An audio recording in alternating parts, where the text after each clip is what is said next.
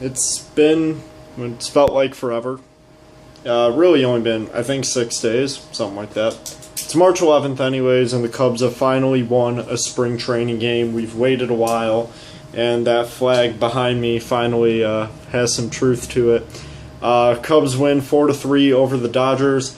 Really, this is a good way to win against a team that is significantly better than a lot of the teams that they were playing.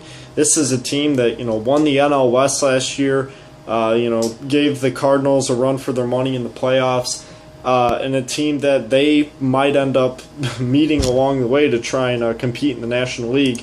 And their lineup today was pretty close to what they'll be fielding for the year. You had Jimmy Rollins, you're facing Yasiel Puig, Corey Seager stepped in, Howie Kendrick was in the game, Jacques Peterson played a bit, Zach Greinke started, Julio Urias, who is one of the best prospects in the Dodger system. So you got a lot of guys that are going to be on this team that were playing.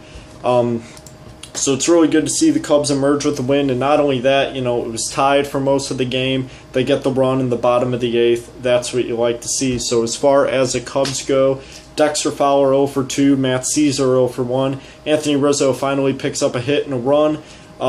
Starlin Castro goes 1 for 3, Albert Almora 0 for 1, Miguel Montero a hit, Tommy La Stella with a run, Chris Coghlan 0 for 1 with a run and an RBI, Chris Vallejo 1 for 1. How about Mike Holt? Let's just take a second here. He's batting 400 in spring training. Guy goes 2 for 3 with a run. Like I said, I'm not going to let spring training hold too much water for anything, but it's really good to see a guy like Mike Holt, who struggled immensely through last year, and a guy that may be our third baseman on opening day, to be able to come through and give this type of performance. So that's always really good to see.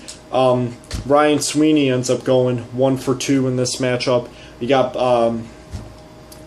I keep on forgetting his name. I think Mike Baxter, who went 1 for 3 with 2 RBIs. I'm sorry, my dorm room's right next to the street. I'm sure you can hear an ambulance.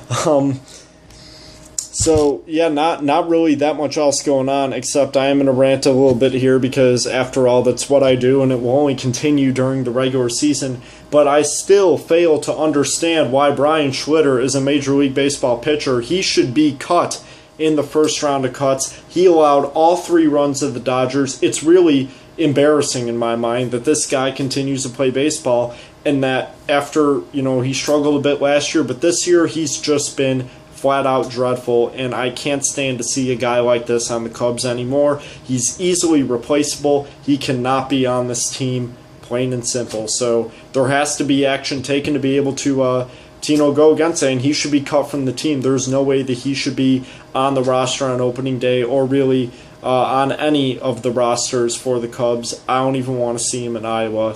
36 ERA. He allowed 4 hits and 3 runs today. That just can't happen. John Lester looked good again. 3 innings. He did allow 3 hits, struck out 2. Phil Koch made his first appearance, pitched an inning with a walk and a strikeout. Zach Rosscup closed up the game with 2 strikeouts. Really just an overall pretty solid performance from the Cubs. It's good to see, and finally they're able to pick up their win. Hopefully this gives them some confidence, and it gives the guys that, haven't been playing a bit of confidence. Baez, Bryant, Soler, none of them played today, so that's good to see that they're finding a way to win games without them.